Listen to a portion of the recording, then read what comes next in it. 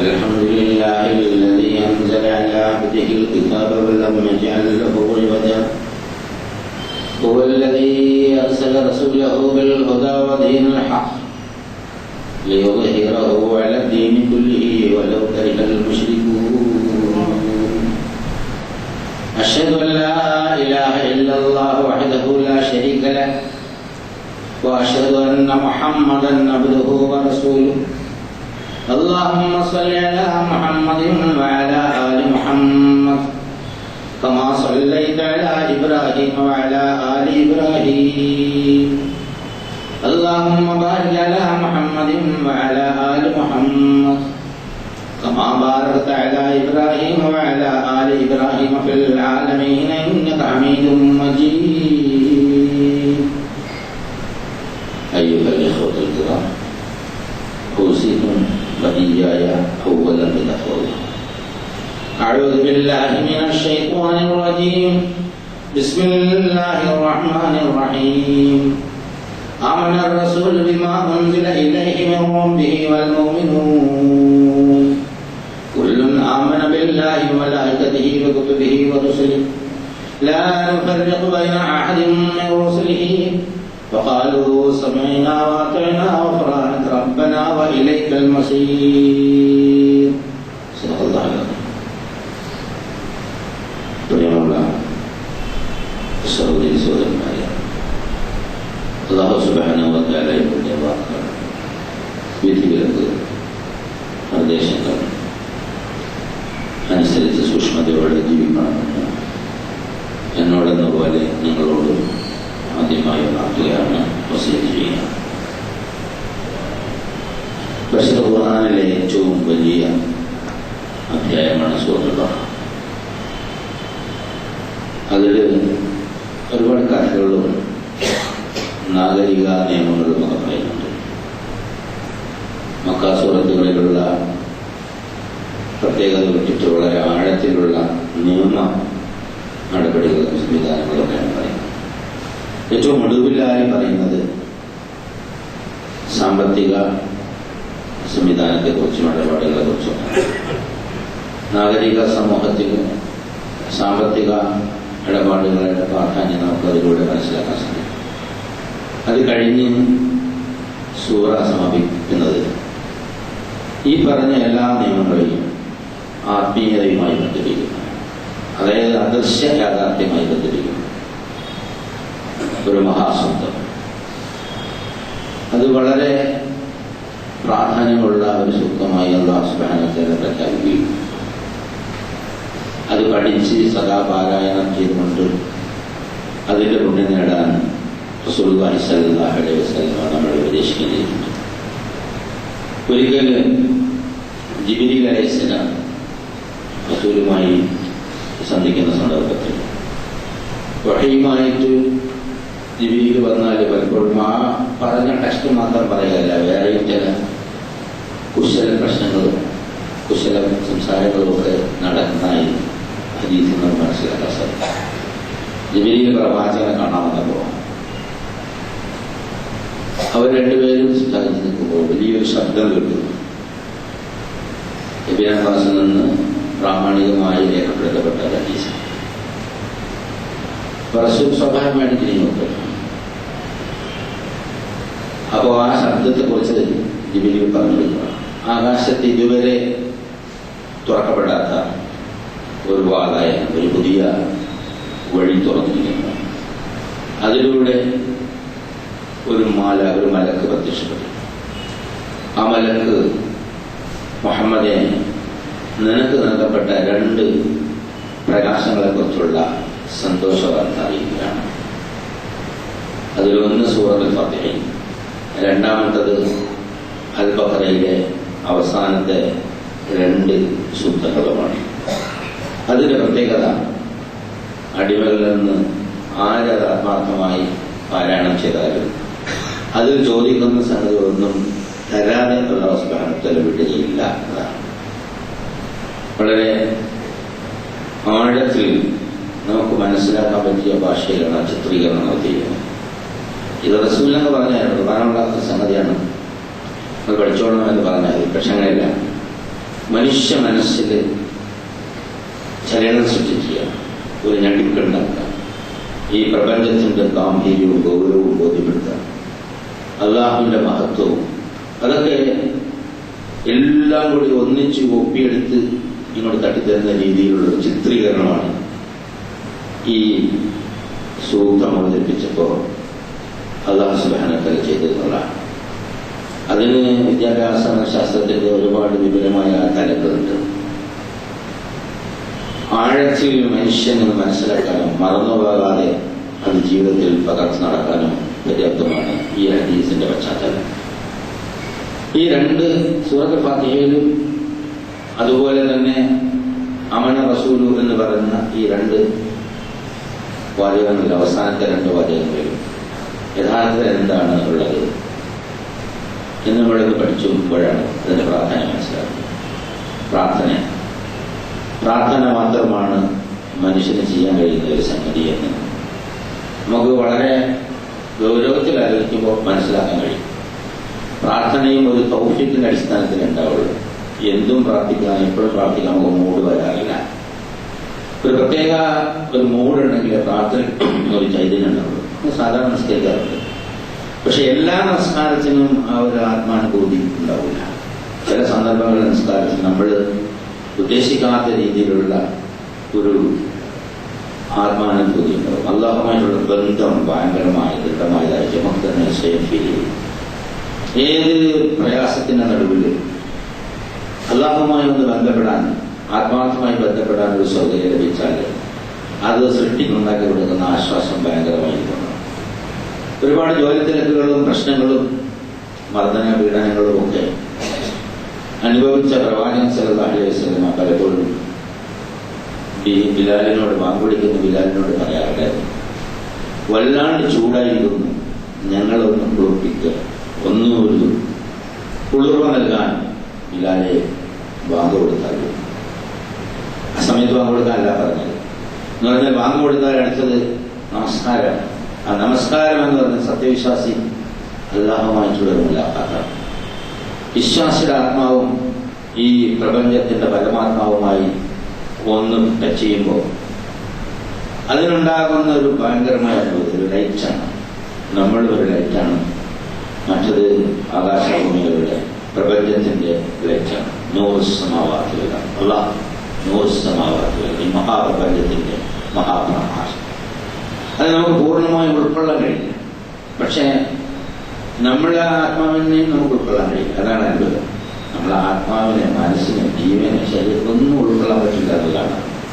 നമ്മളിങ്ങനെ നടക്കുന്നു, പോകുന്നു, വരുന്നു, ജീവിക്കുന്നെങ്കിലും ആഴത്തിലിരുന്ന് നമുക്ക് ഉൾക്കൊള്ളാൻ സാധ്യമാണ്. അപ്പൊ ഇതിനെ പ്രകാശിപ്പിക്കാൻ, ഇതിനെ ജീവിതത്തിൽ നയിക്കാൻ, പ്രശ്നങ്ങളിലും പ്രയാസങ്ങളും അതിജീവിച്ച് തന്റെ ഇടത്തോടെ നിലനിർത്താനുള്ള 2 പ്രകാശ ഗോളങ്ങൾ അല്ലെങ്കിൽ 2 പ്രകാശ വിധികൾ.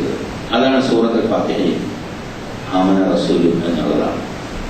ഇത് വളരെ ആഴത്തിൽ ഗൗരവത്തിൽ മനസ്സിലാക്കുമ്പോഴാണ് നമ്മളുടെ പല തെറ്റായ ധാരണകളും മാറുകയും നമ്മളുടെ ഈ മനുഷ്യനുള്ള ഉന്ത്, ഈഗോ, അഹങ്കാരം, പൊങ്ങച്ചൻ ഇതൊക്കെ ഒഴിവായി പോവുകയും ചെയ്യാം. പ്രതലത്തിലൂടെ നോക്കിയാൽ അതൊന്നും ഉണ്ടാവില്ല. പക്ഷെ ആഴത്തിൽ അത് പഠിക്കുമ്പോൾ നമുക്ക് മനസ്സിലാക്കാൻ സാധിക്കും. സൂറത്തുൽ ഫാത്തിഹ നമ്മൾ പറയുമ്പോൾ ഫാത്തിഹയുടെ ഓരോ വാക്കുകൾ അൽഹംദുലില്ലാഹി റബ്ബിൽ ആലമീൻ എന്നൊരു അടിമ കൈകെട്ടി പറയുമ്പോൾ രക്ഷിതാവിൽ നിന്ന് മറുപടി ഉണ്ടാവും, അതെ എന്റെ അടിമ എന്നെ സ്തുതിച്ചിരിക്കുന്നു. എന്നാലും നമ്മളിങ്ങനെ കൈകെട്ടിയിട്ട് പറയാം. ആദ്യം നമ്മൾ എന്റെ ജീവിതവും മരണവും നിനക്കാണെന്നൊക്കെ പറഞ്ഞു, നീയാണ് മഹാനെന്നൊക്കെ പറഞ്ഞ് കൈകെട്ടും. എന്നിട്ട് അവിടെ പ്രധാനപ്പെട്ട ഒരു സംഗതി ചോദിക്കാൻ പോകുന്നതിന് മുമ്പ് രക്ഷിതാവിനെ പ്രകീർത്തിക്കുക. അത് നിസ്സാരമായ ഒരു സംഗതിയല്ല. അതിന് മുമ്പിൽ തന്നെ ഏർപ്പാടുകൾ ചെയ്ത് അന്നസ്നാനം നടത്തി ശരീരം ശുദ്ധിയാക്കി മനസ്സ് ശുദ്ധിയാക്കുന്നതിനുള്ള വഴിയൊരുക്കി. എന്നിട്ട് അതിനെല്ലാം സവാബ് പ്രഖ്യാപിച്ചിട്ടുണ്ട്. ഓരോ ഒതുവിന്റെ ഓരോ അംഗം കഴിയുമ്പോഴും അതുമായി ബന്ധപ്പെട്ട പാപങ്ങൾ പുറത്തു തരാമെന്ന് അല്ലാഹുവിന്റെ റസൂൽ നമുക്ക് വാഗ്ദാനം ചെയ്തിരിക്കുന്നു. കണ്ണ് കഴിയുമ്പോൾ, തല കളകുമ്പോൾ, അതുപോലെ ഓരോ സംഗതികളും. അതെല്ലാം കഴിഞ്ഞ് പള്ളിയിലോ വീട്ടിലോ നമസ്കാരം മുസല്ലയിൽ പ്രവേശിച്ചു കഴിഞ്ഞാൽ രക്ഷിതാവിനെ പ്രകീർത്തിക്കുമ്പോൾ അള്ള നേരിട്ട് അള്ള മലക്കളോട് പറയുമെന്നല്ല ആളുകൾ, എന്റെ രക്ഷിതാവ് ഈ സർവ്വലോക സംരക്ഷകനാണ് എന്ന് സമ്മതിച്ചിട്ട് ഒരു പറച്ചില്ല. അപ്പോ എന്റെ അടിമ എന്നെ ബഹുമാനം എന്നെ സ്തുതിച്ചിരിക്കുന്നു. ആ റഹ്മാൻ റഹീം എന്ന് പറയുമ്പോ അതിൽ ഒരുപാട് പ്രതീക്ഷയുണ്ട്. അത് പ്രാർത്ഥന കൂടെയാണ്. നീ കാരുണ്യവാനിൽ കാരുണ്യവാനാണ് എന്ന് പറഞ്ഞാൽ ഞാൻ നിന്റെ കരുണയ്ക്ക് ആവശ്യക്കാരനാണ്. അങ്ങനെയാണ് അതിന്റെ അർത്ഥം തന്നെയാണ്. ആ രീതിയിലത് താങ്കൾ കഴിവുള്ളവനാണ് എന്ന് നല്ല ഭാഷയിൽ പറഞ്ഞാൽ എനിക്ക് താങ്കളുടെ സഹായം ആവശ്യമാണ് എന്നാണ് ഭാഷയിൽ മനസ്സിലാക്കുന്നത്. അതേപോലെ ഒരു ഇൻഡയറക്റ്റ് ചോദ്യമാണ്. കുറച്ചെന്തെങ്കിലും തരണേ എന്ന് ചോദിക്കുന്നതിന് പകരമുള്ള ഉന്നതമായ നിലവാരത്തിലുള്ള ചോദ്യം. അന്തസ്സിന്റെയും ചോദിക്കുന്നവന്റെയും ചോദിക്കപ്പെടുന്നവന്റെയും അഭിമാനവും അന്തസ്സും ഉയർത്തുന്ന ഒരു ചോദ്യം. റഹ്മാൻ റഹീം അങ്ങനെ ഒരു അർത്ഥം ഉണ്ടെന്ന് പലപ്പോഴും മനസ്സിലാക്കാറില്ല. നീ മഹാകാരുണ്യവാനാണ് എന്ന് രക്ഷിതാവിനോട്. രക്ഷിതാൻ എന്താണ്? ഈ പ്രപഞ്ചത്തിലുള്ള മുഴുവൻ ആളുകളോ അല്ല നീ കരുണയില്ലാത്തവനാണെന്ന് പറഞ്ഞാൽ രക്ഷിതാവിന്റെ കാരുണ്യത്തിന് നീ കുറവുണ്ടാവും. പറയില്ല. അപ്പൊ നീ മഹാകാരുണ്യവാനാണ് എന്ന് പറയുമ്പോൾ നമ്മുടെ മുഴുവൻ പ്രതീക്ഷയെ എടുത്തിട്ടർപ്പിക്കുക. അപ്പോ അതെ, ആ കാരുണ്യത്തെ സംബന്ധിച്ച് അല്ലാഹു സുബ്ഹാനഹു വ തആല കാരുണ്യം നൽകാം എന്നുള്ള നിലയിൽ നമ്മളിലേക്ക് വരും. അവസാനം അതിനോട് ചോദിക്കുന്ന ഒരു സംഗതി, എല്ലാ കാര്യത്തിലും ഞങ്ങൾ നീ നേരായ മാർഗത്തിൽ നിൽക്കണം. അവിടെ എന്നെ എന്ന് പറഞ്ഞില്ല, എല്ലാവരും കൂട്ടിയാ പറഞ്ഞു ഞങ്ങൾ നീ. അപ്പൊ അല്ല മറുപടി പറയും, അതെ നാം നയിക്കാം, നാം നിന്നെ നയിച്ചോളാം. ഈ മുലാഖാത്ത് പിന്നെ വീണ്ടും പറയുന്നുണ്ട്, ആ മാർഗം വഴിവഴച്ചവരുടെയും കോപത്തിലുള്ളവരുടെയും നിന്റെ കോപത്തിനിരയാവരുടെയും മാർഗവുമല്ല എന്ന് പറയുമ്പോൾ തീർച്ചയായിട്ടും അതിൽ നിന്ന് നിങ്ങളെ തടഞ്ഞു നിർത്തുകയും ചെയ്യാം എന്നുള്ള സുബ്ഹാനഹു മറുപടി. ഇത് സൂറത്തുൽ ഫാത്തിഹയുടെ ഒരു പ്രത്യേകത. ഇതൊരു പ്രകാശമാണ്, നമുക്ക് മനസ്സിലാവുക. ജീവിതത്തിന്റെ പ്രകാശമാണ്, ചൈതന്യമാണ്, ശക്തിയാണ്. ആ പ്രകാശത്തിലാണ് നമ്മൾ ബാക്കിയുള്ള കാര്യങ്ങളൊക്കെ ചെയ്യുന്നത്, ജീവിക്കുന്നത് എന്ന് മനസ്സിലാവും. ഇവിടെ അങ്ങനെ ഒരു സമൂഹത്തെ വളർത്തിയെടുത്തുകൊണ്ട് വരുന്നതിനിടയിൽ അല്ലാഹു സുബ്ഹാനഹു വ തആല ലില്ലാഹി മാ ഫിസ് സമാവാതി വമാ ഫിൽ അർദ് ഒരു യാഥാർത്ഥ്യം പഠിപ്പിക്കണം. മനുഷ്യരിൽ 90% അറിയാത്ത ഒരു യാഥാർത്ഥ്യം, മുസ്ലിങ്ങൾ ഉൾപ്പെടെയുള്ള യാഥാർത്ഥ്യം സമ്മതിക്കുമെങ്കിലും പ്രായോഗിക ജീവിതത്തിൽ അംഗീകരിക്കില്ല. അതായത് ഈ പ്രപഞ്ചത്തിന്റെ മുഴുവനും ഉടമസ്ഥാവകാശം നമുക്കുള്ളതാണ്. നമ്മളും നമ്മളുടെ വികാരങ്ങളും നമ്മുടെ ധനവും നമ്മുടെ സ്വത്തും നമ്മുടെ സർവസ്വം സ്വത്തും സത്വവും എല്ലാം അല്ലാഹുവിൻ്റെതാണ് എന്നാണ്. ലില്ലാഹി മാ ഫിസ് സമാവാതി വമാ ഫിൽ അർദ് വഇൻ തുബ്ദൂ മാ ഫീ അൻഫുസികും ഔ തഖ്ഫൂഹു യുഹാസിബുകും ബില്ലാഹ്. നിങ്ങളത് ഒളിച്ചാലും പുറമേ പറഞ്ഞാലും അല്ലാഹു സുബ്ഹാനഹു വ തആല അക്കാര്യത്തിൽ നിങ്ങളെ ചോദ്യം ചെയ്യുന്നതിന് കണക്ക് ചോദിക്കും. എന്തായിരുന്നു നിങ്ങൾക്ക് നിങ്ങളുടെ സ്വത്തിനെ കുറിച്ചുള്ള ധാരണ? നിങ്ങളെ മെതിച്ചുകൊണ്ട് അധ്വാനം കൊണ്ടുണ്ടാക്കിയതാണ് എന്നാണോ നിങ്ങൾ വിചാരിക്കുന്നത്? അത് അല്ലാഹുവിനറിയാം. അത് നിങ്ങൾ വെളിവാക്കിയാലും കൊള്ളാം, അതല്ല തുറന്നു പറഞ്ഞാലും കൊള്ളാം.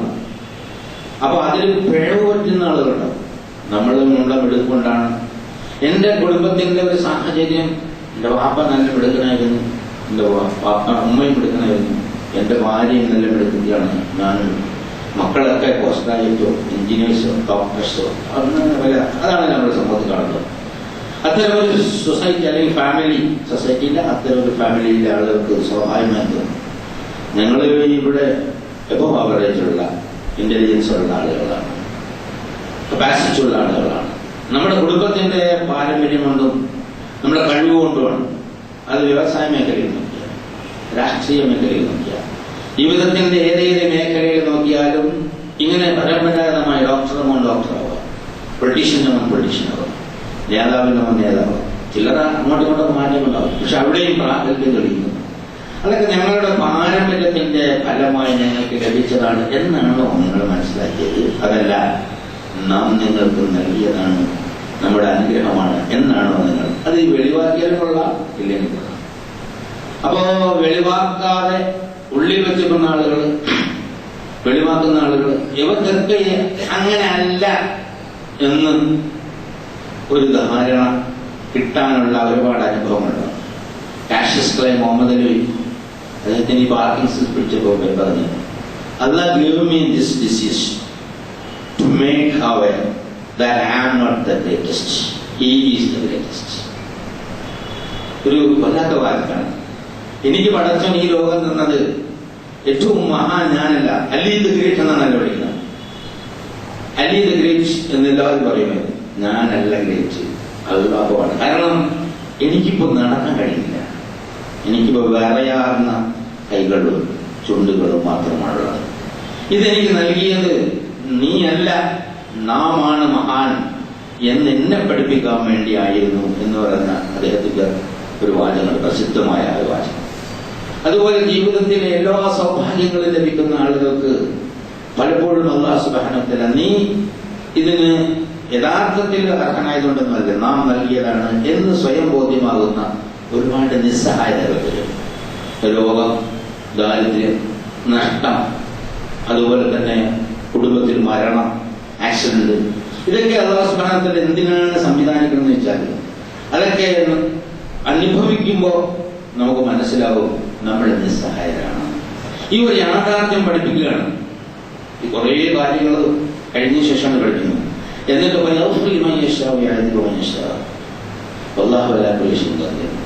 അത് മനസ്സിലാക്കിയിട്ട് തെറ്റ് തിരുത്തുന്നവർക്ക് പുറത്തു കൊടുക്കുകയും അതുപോലെ തന്നെ അല്ലാത്തവരെ സംബന്ധിച്ചിടത്തോളം വിടുകയും. ഈ ആയത്ത് വന്നപ്പോ, ഈ ആയത്ത് അവതരിപ്പിച്ചപ്പോ പ്രവാചകന്റെ ശിഷ്യന്മാർക്ക് നമുക്കൊന്നും തോന്നില്ല, പക്ഷെ അള്ളാഹുവിന്റെ പ്രവാചകന്റെ അനുയായിക്ക് ഭയങ്കരമായ പ്രയാസമായി തോന്നി. അതായത് ലമ്മ നസലത് അലാ റസൂലില്ലാഹി സ്വല്ലല്ലാഹു അലൈഹി വസല്ലം ലില്ലാഹി മാ ഫിസ് സമാവാതി വൽ അർദി യുഹസിബുഹു ബില്ലാഹി ഇസ്തദ്ദത് ദാലിക അലാ അസ്ഹാബി റസൂലില്ലാഹി സ്വല്ലല്ലാഹു അലൈഹി വസല്ലം. ഇത് ഭയങ്കര പ്രയാസമായി തോന്നി. ഇങ്ങനെ വളരെ സൂക്ഷ്മമായി ഹൃദയത്തിന്റെ ഉള്ളിലുള്ള വികാരത്തെ ചോദ്യം ചെയ്തിട്ട് നമുക്ക് രക്ഷാശിക്ഷ വിധി ഉണ്ടാവുകയാണെങ്കിൽ വളരെ ബുദ്ധിമുട്ടാണ്. അവരൊക്കെ കൂടെ റസൂലിനെ അടുത്ത് എന്നിട്ട് മുട്ടുകുത്തി കടന്നു. എന്നിട്ട് ചോദിക്കുക, ആയി റസൂലുള്ള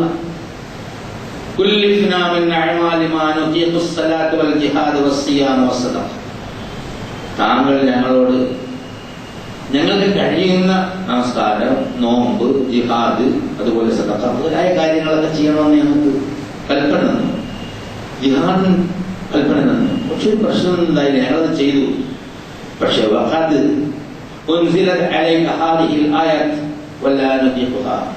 ഇപ്പോ അവതരിച്ചിരിക്കുന്ന ഈ ആയത്തുണ്ടല്ലോ, അതിന്റെ ഗൗരവം അത് മനസ്സിലാക്കിയാൽ നമുക്ക് ചെയ്യാൻ കഴിയില്ലല്ലോ പ്രവാചകരെ. എന്തോ റസൂൽ ചോദിച്ചു, അതുരീദൂന അൻ തഖൂലു കമാ ഖാല അഹ്ലു കിതാബൈന മിൻ ഖബ്ലികും സമഅനാ വഅസൈന. അപ്പോൾ റസൂൽ ചോദിച്ചല്ല, അഹ്ലു കിതാബിൽപ്പെട്ട യൂത ക്രൈസ്തവ വിഭാഗത്തിലുള്ള രണ്ട് കിതാബ്, അഹ്ലു കിതാബൈൻ എന്നാണ്. യൂത ക്രൈസ്തവരിൽപ്പെട്ട ആളുകൾക്ക് അവരുടെ പ്രവാചകന്മാർ ഇങ്ങനെ നിർദ്ദേശം കൊടുത്തപ്പോ സമഅന ഞങ്ങൾ കേട്ടിരിക്കുന്നു, വഅസൈന ഞങ്ങൾ ധിക്കരിച്ചിരിക്കുന്നു. ഞങ്ങൾ കേട്ടിരിക്കുന്നു, ഞങ്ങൾ അത് പ്രായോഗിക ജീവിതത്തിൽ പകർത്തില്ല, ഞങ്ങൾ നിഷേധിച്ചിരിക്കുന്നു എന്ന് പറഞ്ഞതുപോലെ പറയാനാണോ നിങ്ങൾ ഉദ്ദേശിക്കുന്നത്? അങ്ങനെ ചെയ്യരുത്.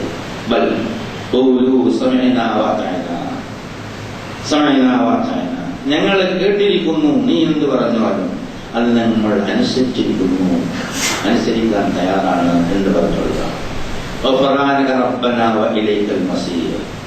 ഞങ്ങൾ അനുസരണത്തിൽ ഒരുപാട് പിഴവുകളുണ്ടാവും, അതുകൊണ്ട് നിങ്ങളോട് നീ പൊറുക്കണേ തമ്പുരാനെ, നിന്നിലേക്കാണല്ലോ ഞങ്ങളുടെ വണക്കം എന്നുകൂടി പറഞ്ഞുള്ളൂ.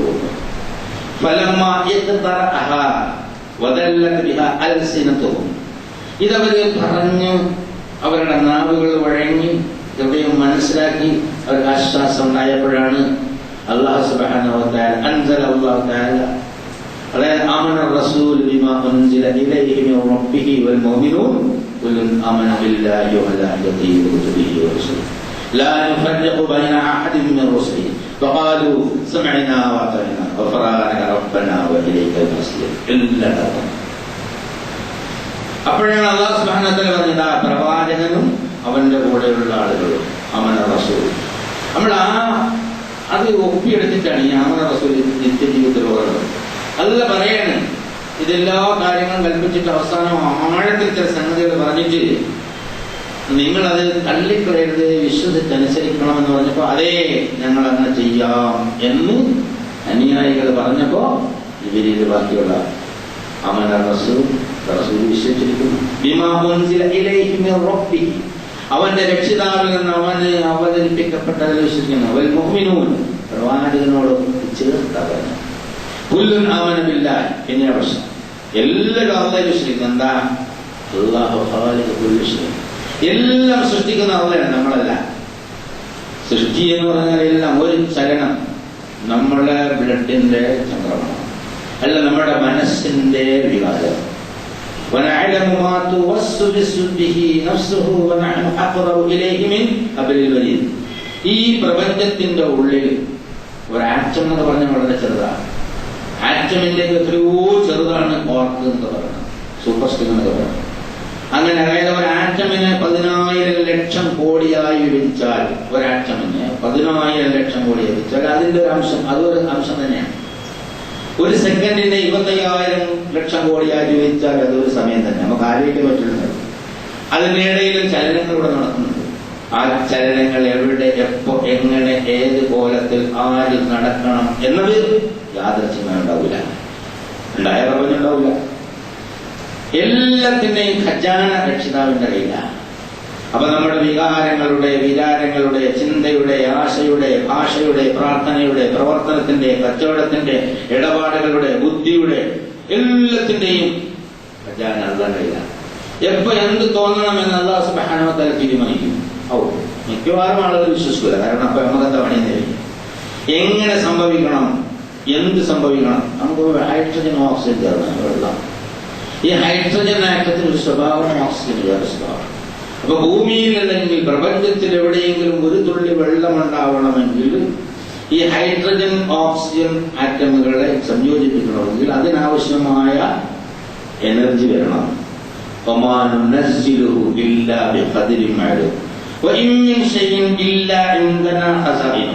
ഏതൊരു വസ്തുവിന്റെയും ഖജനാവ് നമ്മുടെ അടുക്കൽ ഉള്ളതല്ലാതെ ഇല്ല. എന്ന് പറഞ്ഞാൽ എല്ലാ സംഗതി, ഒരാൾ ചിരിക്കണമെങ്കിൽ, ചുണ്ട് ചലിക്കണമെങ്കിൽ, അവന്റെ മസ്തിഷ്കം വർക്കണമെങ്കിൽ, അവന്റെ ഹാർട്ടിൽ നിന്ന് ബ്ലഡ് അങ്ങോട്ട് പോയത്. അപ്പൊ ഇങ്ങനെ ഒരാളെ ചിരിക്കണം, എന്തെല്ലാം പ്രോസസ് നടക്കണം. അപ്പൊ ചിരി വളരെ എളുപ്പമായ സംഗതിയാണ്. കൊഞ്ചിരി സർക്കാരെന്ന് പറഞ്ഞപ്പോൾ ആളുകൾ ഒരു കൊഞ്ചിരിക്ക് എത്ര, ഒരു കൊഞ്ചിരിക്ക് ഒരുപാട് പ്രശ്നങ്ങളുണ്ട്. ഒരു കൊഞ്ചിരി കൊണ്ട് വെറുതെ വരുന്നില്ല, അതിൽ കോടി ആറ്റംസ് വളരെ കോർഡിനേറ്റ്, ഒന്നൊന്നുമായിട്ട് തെറ്റാൻ പാടില്ല, വർക്ക് ചെയ്തുകൊണ്ടിരിക്കണം. ഈ മഹാപ്രപഞ്ചത്തിന്റെ ഓരോ സ്ഥലത്തും നമ്മൾ ട്രാഫിക് കണ്ടില്ലേ, വാഹനങ്ങൾ അങ്ങോട്ടും ഇങ്ങോട്ടും വന്ന് കൂട്ടിയിടിക്കാൻ പോകുന്നു. അതുപോലെ മഹാപ്രപഞ്ചത്തിലെ എല്ലാ സംഗതികളും നിങ്ങൾ വർഷം ശ്രദ്ധിക്കും.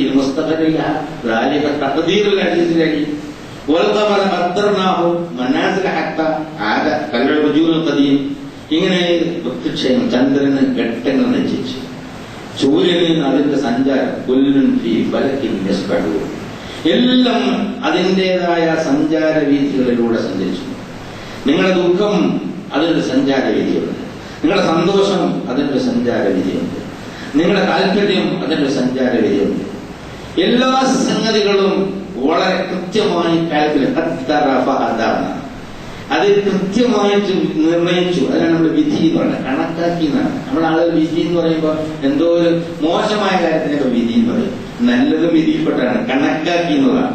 കുറെ കാശ് കിട്ടിയ അതവന്റെ വിധിയാണെന്ന് ആരും പറയില്ല. ഒരു ആക്സിഡന്റ് ആയാലും അവന്റെ വിധിയാണെന്ന് പറയും. നോക്കിയേ, വിധിയെ കുറിച്ച് തന്നെ ഒരു തെറ്റായ ധാരണയാണ് നമ്മൾ ഉണ്ടായിരിക്കുന്നത്. നല്ല പൈസ കിട്ടിയും അത് അവന്റെ വിധിയാണെന്ന് ആരും പറയില്ലല്ലോ.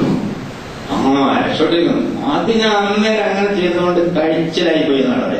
അവിടെ അവൻ ഒരുപാട് ഓണർഷിപ്പ് അവനെ ഏറ്റെടുക്കുന്നതാണ്. അതായത് വിജയത്തിന് ഒരുപാട് പിതാക്കളുണ്ടാവും, പരാജയമോ അതിന് പിതാവുണ്ടാവില്ല. അത് അവസാനം അത് പടച്ചോന്റെ തലയിൽ വെച്ച് കെട്ടും. മനുഷ്യന്മാരെങ്ങനെയില്ല, പരാജയം ഏറ്റെടുക്കാൻ ആരും റെഡിയാവില്ല. അത് പടച്ചോന്റെ തലയിൽ വെച്ച് കെട്ടാം. പക്ഷെ നീ പറയണം ഈ കണക്കിന്റെ വിധിയുടെ നന്മയും തിന്മയും നിന്റെ രക്ഷിതാവ് എന്നുള്ളതാണ് എന്ന് നീ ഉറച്ചു വിശ്വസിക്കണം. മനുഷ്യരുടെ അധികം ആളുകൾ വിശ്വസിക്കുന്നില്ല എന്നതാണ്. എല്ലാ സംഗതിയും അള്ളാഹുവിനെ എടുക്കണം. പിന്നെ നീ പേടിക്കണം. നമ്മളെ ബോധപഠിപ്പിക്കുന്നത് അവിടെയാണ്, നമുക്ക് മുസല്ല തന്ന അവിടെയാണ്, നമുക്ക് ശരീരത്തിന് ആഫിയത്ത് തന്ന അവിടെയാണ്, നമ്മളെ അവിടെ കൊണ്ടു നിർത്തിയിട്ട് കുനിച്ചു നിർത്തുന്നത് അവിടെയാണ്, നമുക്ക് വികാരം അള്ളാഹ് ഉദ്ദേശിക്കാതെ നമുക്കൊന്നും പറയാൻ പറ്റില്ല, അള്ളാഹ് ഉദ്ദേശിക്കാതെ കാണാൻ പറ്റില്ല. ഇതൊരു മനസ്സിന്റെ ഒരു വല്ലാത്തൊരു തലമാണ്. ഒരുപാട് പഠിപ്പിച്ചതിന് ശേഷമാണ് പ്രവാചകന്റെ അനുയായികളെ ഇങ്ങനെ പഠിപ്പിച്ചത്. അപ്പൊ അല്ലാഹു സുബ്ഹാനഹു വ തആല സകലതും സൃഷ്ടിക്കുന്നുണ്ട്. എന്നിട്ട് വീണ്ടും തെളിയിച്ചു പറയും, നിന്റെ രക്ഷിതാവ് അവൻ ഉദ്ദേശിക്കുന്നത് സൃഷ്ടിക്കുന്നു, അവനാണ് ചൂസ് ചെയ്യുന്നത്, സെലക്ട് ചെയ്യുന്നത്. നിങ്ങൾക്ക് ചൂസ് ചെയ്യാൻ പറ്റില്ല. അപ്പൊ തിന്മ ചൂസ് ചെയ്തോ അത് നമുക്ക് അനിവാര്യമാണ് എന്നുള്ള നിലയ്ക്കാണ്. അതുകൊണ്ടാണ് ഭയക്കണ്ട എന്ന് പറയുന്നത്, പേടിക്കണ്ട. നിങ്ങൾക്ക് വിഷമമുണ്ടോ, പ്രയാസമുണ്ടോ, ബുദ്ധിമുട്ടുണ്ടോ, കഷ്ടപ്പെട്ട് പേടിക്കേണ്ടതില്ല. കാരണം ഇത് രക്ഷിതാവിന്റെ അനുമതി കൂടാതെ വരില്ല. അള്ളാന്റെ അനുമതി കൂടാതെ ഒരു മുസീബത്തും ആരെയും ബാധിക്കൂല. ആരെങ്കിലും ഉറച്ചക്കാരെ വിശ്വസിച്ചാൽ അതിന്റെ ഒരു പോം വഴിക്കും, അവന്റെ ഹൃദയത്തിന് വഴി കാണിക്കും. അപ്പൊ വഴി കാണിക്കണം അതിനെയാണ് അള്ളാഹു. അവരുടെ അവിടെ ഓതി പോവാ. റസൂല് വിശ്വസിച്ച അള്ളയെ കുറിച്ച് ഖുർആനിൽ ഒരുപാട് പറയുന്നു. ബാക്കിയുള്ള എല്ലാവരും തുറച്ചാണ്. ആ അവതരിപ്പിച്ചെന്ന് വിശ്വസിക്കുന്നു എന്ന് പറഞ്ഞാല് ഇത് തന്നെയാണ്, അള്ളാഹിനെ കുറിച്ച് പറഞ്ഞു തന്നെയാണ്. കിതാബും മുസ്ലിം ഒക്കെ തന്നെയാണ്. പിന്നെ ഇലൈക്കൽ മസ്ജിദ്, അള്ളയിലേക്ക് മടങ്ങി പോകുന്ന എല്ലാ ഈമാൻ കാര്യങ്ങളും മൊത്തം അതിനെ കൂട്ടാണ്. അതിന്റെ ആകത്തുക അള്ളാഹ് തീരുമാനിച്ചതായത് നടക്കുള്ളൂ, നന്മയായാലും തിന്മയായാലും. അപ്പൊ അള്ളാഹ് തീരുമാനിച്ചത് മാത്രം നടക്കുന്ന ഒരു മഹാപ്രപഞ്ചം. അതിൽ അള്ളാഹുവിന്റെ സാക്ഷിയായി പ്രത്യക്ഷപ്പെടുന്ന മനുഷ്യൻ, അവന് ഒരു പണിയ പണികളും നീ വിജ്ഞാനം തന്നിട്ടുണ്ട്. അതായത് അടിസ്ഥാനപരമായ ജ്ഞാനം നമുക്കുണ്ട്. തെളിവുകളുടെ അടിസ്ഥാനത്തിൽ വിശ്വസിക്കാം, വിശ്വാസം തന്നിട്ടുണ്ട്. ഈ വിശ്വാസം പ്രായോഗിക ജീവിതത്തിലെ അനുഭവങ്ങളിലൂടെ യഖീനാക്കുക. എന്നിട്ട് നീ നിനക്ക് ബോധ്യം വരുന്നവർ യഖീന പണ്ഡിതന്മാര് മൗത്ത് എന്നാണ് പറഞ്ഞത്. ഇത് മൗത്തായിക്കൊള്ളണമെന്നില്ല, മൗത്ത് എന്നാണ് പറയുന്നത്. നിനക്ക് ബോധ്യം വരുന്നവർ ഈ സംഗതികളെല്ലാം എന്റെ രക്ഷിതാവ് ചെയ്യുന്നതാണ്, നന്മയല്ലാതെ രക്ഷിതാവ് ഉദ്ദേശിക്കുന്നില്ല. അതുകൊണ്ട് എനിക്ക് എന്തെങ്കിലും ലഭിക്കുന്നതും ലഭിക്കാതിരിക്കുന്നതും ഒക്കെ അല്ലാഹു സുബ്ഹാനഹു വ തആല തീരുമാനിച്ച അടിസ്ഥാനത്തിലാണ്. ഇത് മനസ്സിലാക്കുന്നവന് സ്വന്തമായി എന്തെങ്കിലും ഉണ്ട് എന്ന് പറയാൻ പറ്റും. ഈ പ്രപഞ്ചത്തിലെ ഒരു ചലനവും സ്വന്തമായി നടക്കില്ല. ഓരോ ചലനത്തിനും ഓരോ ഉദ്ദേശം ഉണ്ടാവുന്നതാണ്. അത് അല്ലാഹു സുബ്ഹാനഹു വ തആല ഒരുപാട് സ്ഥലത്ത് ക്ലിയറായി പറഞ്ഞിട്ടുണ്ട്. ഇത് ഒന്നോ രണ്ടോ മൂന്നോ പ്രാവശ്യം കേട്ടതുകൊണ്ടൊന്നും മനുഷ്യന് മനസ്സിലാക്കുന്നില്ല. കാര്യം അവന്റെ മനസ്സ് ചുറ്റുപാടുകളിൽ ഇങ്ങനെ കെട്ടിക്കുടുങ്ങി നടക്കണം. അതുകൊണ്ട് അവന്റെ യഥാർത്ഥത്തിലുള്ള അവസ്ഥ അവൻ മനസ്സിലാക്കും. നിസ്സഹായത മനസ്സിലാക്കുമ്പോഴേ അല്ലാഹുവിന്റെ ഗാംഭീര്യം പിടികിട്ടുള്ളൂ. അപ്പൊ അത് പിടികിട്ടാൻ വേണ്ടിയുള്ള ഒരു വലിയ ശ്രമം. അതുകൊണ്ടാണ് ഇതൊരു 100 അത് ഓതിയാൽ, അത് ആരെങ്കിലും പാരായണം ചെയ്താൽ, ഒരു രാത്രിയിൽ ആരെങ്കിലും ആമന റസൂല് പാരായണം ചെയ്താൽ അവൻ അത് മതിയാവുന്നതാണ് എന്ന് റസൂലുള്ളാഹി സ്വല്ലല്ലാഹു അലൈഹി വസല്ലം. ഇങ്ങനെ ഓരോന്ന് ചോദിക്കുമ്പോഴും അല്ലാഹു തആല മറുപടി പറയും, നമ്മളോട് മറുപടി പറയും. നമുക്ക് അത് ബാക്കിയുണ്ട്, ഒരുപാടുള്ളത്. ഓരോന്നും നമ്മളോട് ചോദിക്കുമ്പോൾ അല്ലാഹു സുബ്ഹാനഹു വ തആലയോട് ചോദിക്കുമ്പോൾ അല്ലാഹു മറുപടി പറഞ്ഞുകൊണ്ടിരിക്കും. ആമന ഫാത്തിഹയും ആമന റസൂലും കൂടി ഓതി ഒരു 2 റക്അത്ത് നിസ്കരിച്ചു വന്നാൽ ഈ പ്രപഞ്ചത്തിൽ ഒരു ശക്തിക്കും പിന്നെ അവനെ പരാജയപ്പെടുത്താൻ പറ്റില്ല, അവന്റെ മനസ്സിനെ കീഴ്പ്പെടുത്താൻ പറ്റില്ല. അത്ര ശക്തമായി ഹൈലി കോൺഫിഡന്റ് ആയിരിക്കും. അതായത് ഏത് രംഗത്ത് പ്രവേശിക്കുമ്പോഴും അവിടെ വളരെ വിശ്വസ്തയോടുകൂടെ, വളരെ പോസിറ്റീവോടെ, അതായത് എപ്പോഴും അനുകൂലമായ ഉന്നതമായ ചിന്തകളോട്, ശുഭപ്രതീക്ഷയോടെ. കാരണം പരാജയം എന്നത് സത്യവിശ്വാസിയുടെ ഡിക്ഷണറിയിൽ ഇല്ലാത്ത ഒരു സംഗതിയാണ്. പ്രത്യക്ഷത്തിൽ കാണുന്ന പരാജയങ്ങളെല്ലാം വിജയത്തിന്റെ ചവിട്ടുപടികളാണ്. ഒരിക്കലും നിരാശ ബാധിപ്പിക്കൂല, ഒരിക്കലും പിന്നോട്ടടിക്കൂല, ഒരിക്കലും ഭീഷണിപ്പെടുത്തൂല. ഒരുപാട് നരകവും മറ്റതൊക്കെ പറഞ്ഞിട്ടുണ്ടല്ലോ. നിഷേധികൾക്കാണത്. വിശ്വാസികൾക്ക് ആ പ്രശ്നമില്ല. കൃത്യമായി പറഞ്ഞു. നിങ്ങൾക്ക് ഒരു പേടിയും വേണ്ട, ഒരു ദുഃഖവും വേണ്ട. പോരാത്തതിന് നാം നമ്മുടെ മാലാഖമാരെ നിങ്ങളുടെ ഹൃദയങ്ങളിലേക്ക് അയച്ചിരും. تتنزل عليهم الملائكة ألا تخافوا ولا تحزنوا وأبشروا بالجنة التي كنتم توعدون. ഇവിടെ എന്തെങ്കിലും നഷ്ടപ്പെട്ടെങ്കിൽ എറ്റേണൽ ബ്ലിസ്, അതായത് എന്നെന്നുള്ള നിത്യജീവിതത്തിന്റെ ആ ഉന്നതമായ സോപാനത്തിൽ ഞാൻ എന്ന് പറഞ്ഞ് നിന്നെ അങ്ങോട്ട് കൊണ്ടുപോകും. ഒരു പേടിക്കണ്ടല്ല. മനുഷ്യ മനസ്സിനെ ഈ ഭൂമിയുടെ പിടിത്തത്തിൽ നിന്ന് ഇങ്ങനെ പിടിച്ചുയർത്തി ഇവിടെയുള്ള മൃദുല വികാരങ്ങളെ ഇക്ലിപ്പെടുത്തുന്ന പോലെയുള്ള സംഗതികളിൽ നിന്നൊക്കെ പിടിച്ചുയർത്തി ഉന്നതമായ സംവിധാനത്തിൽ എപ്പോഴും സൂക്ഷിച്ചുകൊണ്ടിരിക്കുന്ന ഒരു അമൂല്യമായ ഒരു പ്രകാശം. സൂറത്തുൽ ഫാത്തിഹ അതാണ്, ആമന റസൂൽ അതാണ്. അത് അതിന്റെ അർത്ഥത്തിൽ ആഴത്തിൽ മനസ്സിലാക്കി ഉൾക്കൊണ്ടുകൊണ്ട് നിസ്കരിച്ചാൽ തീർച്ചയായും അള്ളാഹു വാഗ്ദാനം ചെയ്യുന്നു, ഞാനങ്ങ് ചെയ്തുതരാം, എന്നെ നേരായ മാർഗത്തിൽ നയിക്കണേ എന്നൊരു അടിമ പറയുമ്പോ അല്ല പറയും, അതേ ഞാൻ നയിച്ചോളാം. അതുപോലെ തന്നെ എനിക്ക് കഴിയാത്തത് വെക്കല്ലേ എന്ന് പറയുമ്പോ വെക്കൂല, പഠിച്ചവനെ എന്നെ സഹായിക്കാം. ഇത് കേൾക്കാൻ ആത്മാവിന് കഴിയുന്നു എന്ന് വരുന്ന ഒരവസ്ഥ ഉണ്ടല്ലോ. അള്ളാഹുവിന്റെ പ്രവാചകന്റെ ആത്മാവിന് അത് കേൾക്കാൻ സാധിച്ചിരുന്നു എന്നുള്ളതാണ്. അതുകൊണ്ടാണ് അതിൽ വിശ്വസിച്ചു. ആമന റസൂൽ. എന്റെ റസൂൽ ഇപ്പൊ വിശ്വസിച്ച കാര്യം എടുത്തവരുടെ റസൂൽ അല്ലെങ്കിൽ വിശ്വസിക്കും. റസൂൽ വിശ്വസിക്കുന്ന എന്തെങ്കിലും കാര്യമുണ്ടോ എന്ന് റസൂൽ തന്നെ ചോദിച്ചിട്ടുണ്ട്. നിങ്ങൾ ഏറ്റവും ശക്തനായ വിശ്വാസി ആരാണ് എന്ന് ചോദിച്ചു. അപ്പൊ അല്ലാണ്ട് റസൂലാണ്, ഞാനിതൊക്കെ കണ്ടിട്ട് കൊല്ലം വിശ്വസിക്കുന്നതിന് വേറെ പ്രശ്നമാണ്. എന്നാ പിന്നെ ഞങ്ങളായിരിക്കും, നിങ്ങൾക്ക് സാക്ഷിയായി ഞാനുണ്ടല്ലോ, കണ്ട ഞാൻ പറഞ്ഞിരുന്നല്ലോ, പിന്നെ നമുക്കറിയില്ല. തൂബാല് പ്രഭാവം അങ്ങനെ, അതായത് ഒരുപാട് നൂറ്റാണ്ടുകൾക്ക് ശേഷം ഇത് കേട്ടുകൊണ്ട് മാത്രം വിശ്വസിക്കുന്ന ഒരുപാട് ആളുകൾ വിശ്വാസം നമ്മളെ കുറിച്ചാണ് പറഞ്ഞത്. പിന്നെ വരാനുള്ള മനുഷ്യരെ കുറിച്ച് അല്ലാഹുവിന്റെ റസൂലിനെ കണ്ടിട്ടില്ല. ജിബ്രീൽ വന്ന കാര്യം നമുക്ക് വായിച്ചറിവുള്ളൂ. അപ്പോ ആ കേട്ടതിന്റെ ആ വായിച്ചതിന്റെ അടിസ്ഥാനത്തിൽ ദൃഢമായി വിശ്വസിക്കുന്ന ആ സത്യവിശ്വാസികൾക്ക് അന്നേ റസൂല് അകലങ്ങളിലുള്ളവരെ നിങ്ങൾക്ക് സ്വാഗതം, തൂബാലിൽ ഉറബ എന്ന് പറഞ്ഞ് നമ്മളെ അങ്ങോട്ട് ലിഫ്റ്റ് ചെയ്യുന്നുണ്ട്. അങ്ങോട്ട് പ്രവാചകന്റെ സവിധത്തിലേക്ക്, ആ നൂറ്റാണ്ടിലേക്ക്. ഈ ഭൂമിയിൽ ഇത്തരം ഒരു മഹത്തായ നൂറ്റാണ്ടുണ്ടായിട്ടില്ല. ആകാശം ഭൂമിയുമായി കെട്ടിപ്പിടന്നുമ്മ വെച്ച ആ നൂറ്റാണ്ട്, പ്രവാചകൻ ജീവിച്ചിരുന്ന നൂറ്റാണ്ട്. ആ നൂറ്റാണ്ടിലേക്ക് നമ്മളെ കടത്തിക്കൊണ്ടുവരികയാണ് അല്ലാഹുവിന്റെ റസൂൽ. അപ്പൊ വളരെ വളരെ ആഴത്തിൽ മനുഷ്യ മനസ്സിന് കുളിർമ നൽകി. മനസ്സിന് കുളിർമ ഉണ്ടാകുമ്പോൾ അവൻ ശരീരത്തിന് ആരോഗ്യം നൽകും. നല്ല മനസ്സും നല്ല ശരീരം ഉണ്ടാകുമ്പോ അവന്റെ പുഞ്ചിരിയും വർത്താനമൊക്കെ നല്ലതായിരിക്കും. ഭാര്യാഭർത്തൃ ബന്ധം നന്നാവും, മക്കളുമായിട്ടുള്ള ബന്ധം നന്നാവും, ഇടപാടുകൾ നന്നാവും, പുഞ്ചിരിക്കും, സലാം പറയും, മാന്യത കാണിക്കും. അതായത് അവന് കക്കേണ്ട ആവശ്യമില്ല, കൊള്ളയടിക്കേണ്ട ആവശ്യമില്ല, കള്ളം പറഞ്ഞ് കൈക്കൂലി വാങ്ങി ചൂഷണം ചെയ്തൊന്നും ജീവിക്കേണ്ട ഒരാവശ്യവും അല്ല. കാരണം അവന് നൽകുന്നത് അല്ലാഹുവാണ്. അവൻ റസൂൽ, റസൂലിനെ വിശ്വസിക്കുന്നു. സത്യവിശ്വാസം, ആ ഗ്രേഡിലുള്ള സത്യവിശ്വാസികളാവുന്നുണ്ടോ നമ്മൾ എന്നാണ് പ്രായോഗിക ജീവിതത്തിലെ പ്രവർത്തനങ്ങളുമായി പരീക്ഷിച്ച് തട്ടിച്ചു നോക്കി തീരുമാനിക്കേണ്ടത്. അങ്ങനെ ഉന്നതമായ സവിധത്തിലെത്തുന്ന സത്യവിശ്വാസിയുടെ കൂട്ടത്തിൽ അല്ലാഹു സുബ്ഹാനഹു വ തആല നമ്മളെ അനുഗ്രഹിക്കുമാറാകട്ടെ.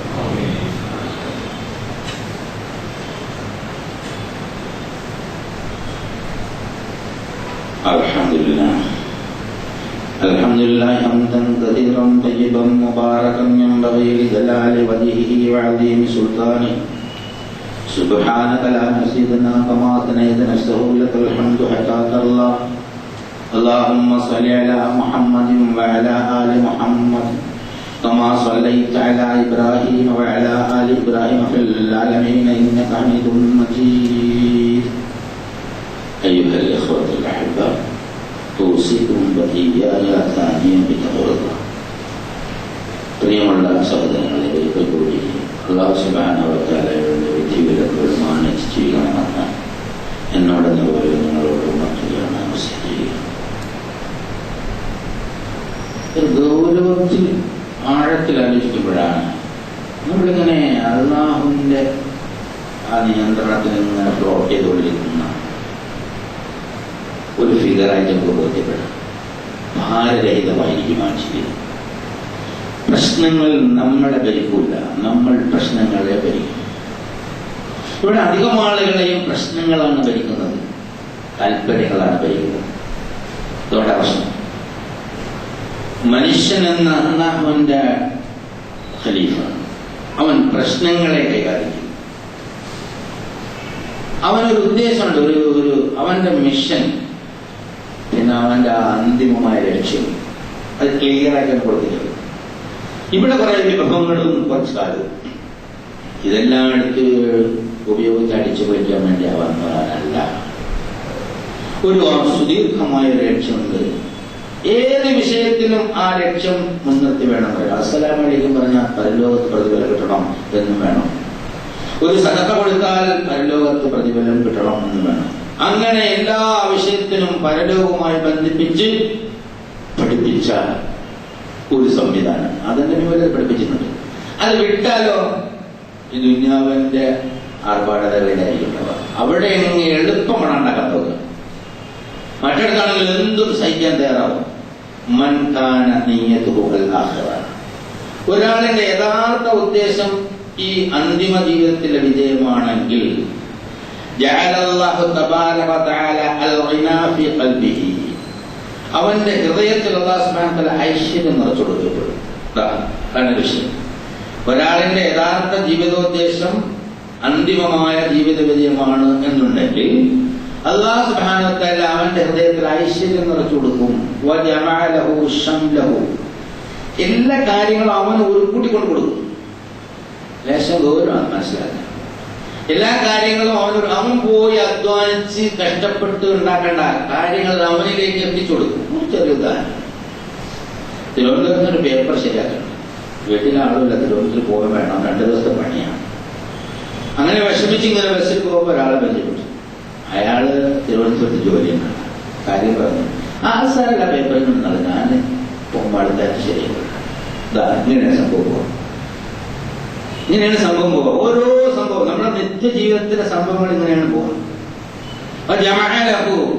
റസൂലങ്ങളോട് പറയാ, അവന്റെ ഷംലഹു വനസഅ അൽ-ഫഖ്റ മിൻ ബൈന ഐനിഹി, ഈ പരലോക ലക്ഷ്യം വെക്കാത്തവൻ എപ്പോഴും ഷോർട്ടേജ് വെപ്രാണ്. ഷോർട്ടേജാണ് വെപ്രാണ്ടാവുന്ന എപ്പോഴാണ്, ബേജാറുണ്ടാവുന്ന എപ്പോഴാണ്, മനുഷ്യൻ വല്ലാണ്ട് ധൃതി കാണിക്കുന്ന എപ്പോഴാണ്, അവന് ഷോർട്ടേജ് ഫീൽ ചെയ്യുമ്പോഴാണ്.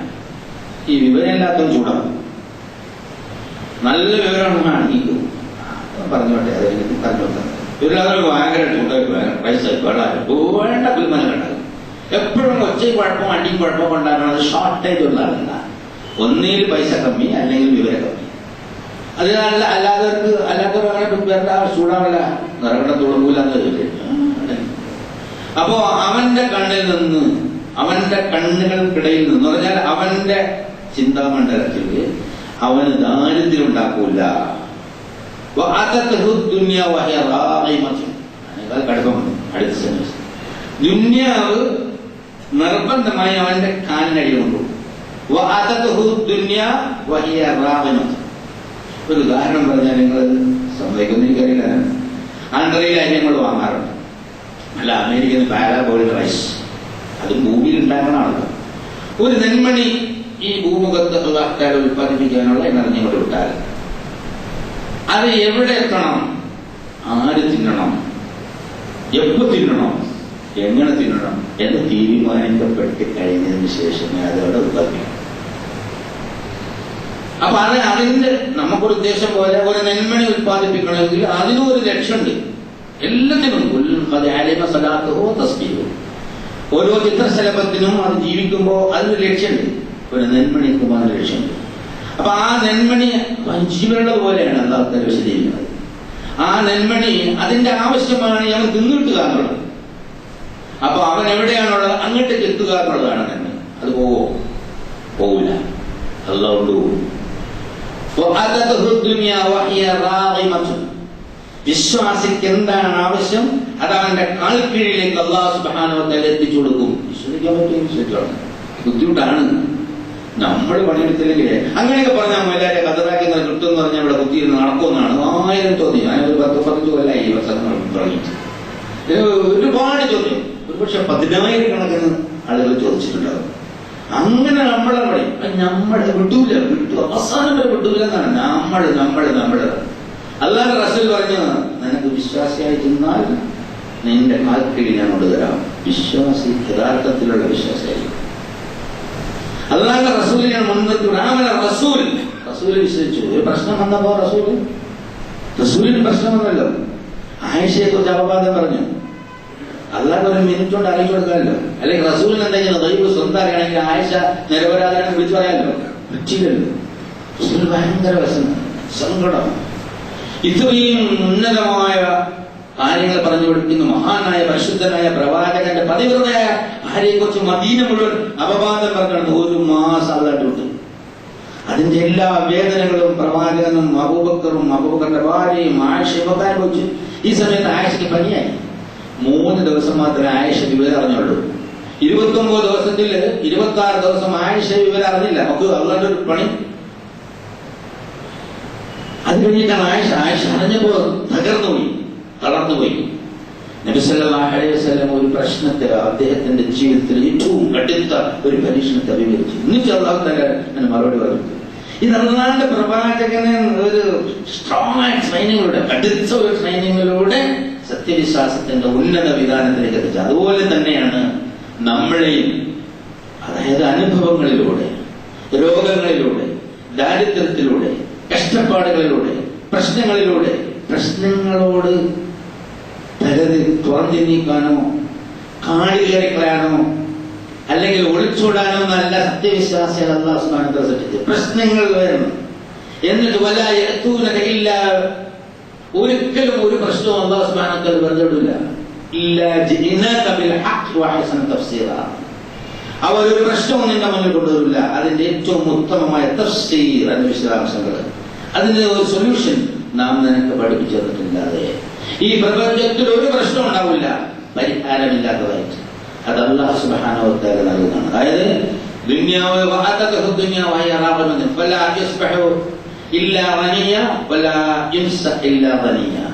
അവന്റെ പ്രഭാതവും പ്രദോഷവും ഐശ്വര്യ സമ്പൂർണമായ മനസ്സോടെ തുടങ്ങും. രാവിലെ എഴുന്നേൽക്കുക, ഇന്നിപ്പോ എന്താ കാസർഗോഡ് പോകണം, അല്ലെ ഡൽഹി പോകണം, അല്ലെ ഹോമിൽ പോകണം, അത് അൽഹംദുലില്ലാഹ് അൽഹംദുലില്ലാഹ് എന്ന് പറഞ്ഞാൽ എഴുന്നേൽക്കും, ബാത്റൂം പോകും. അതായത് അല്ലാഹുവിന്റെ റസൂൽ പറയാ അവന്റെ പ്രഭാതവും പ്രദോഷവും എങ്ങനെയാണ്. ഇനി ഒരുത്തൻ ഈ ഭൗതിക ജീവിതം മാത്രമാണ് അവന്റെ ലക്ഷ്യമെങ്കിൽ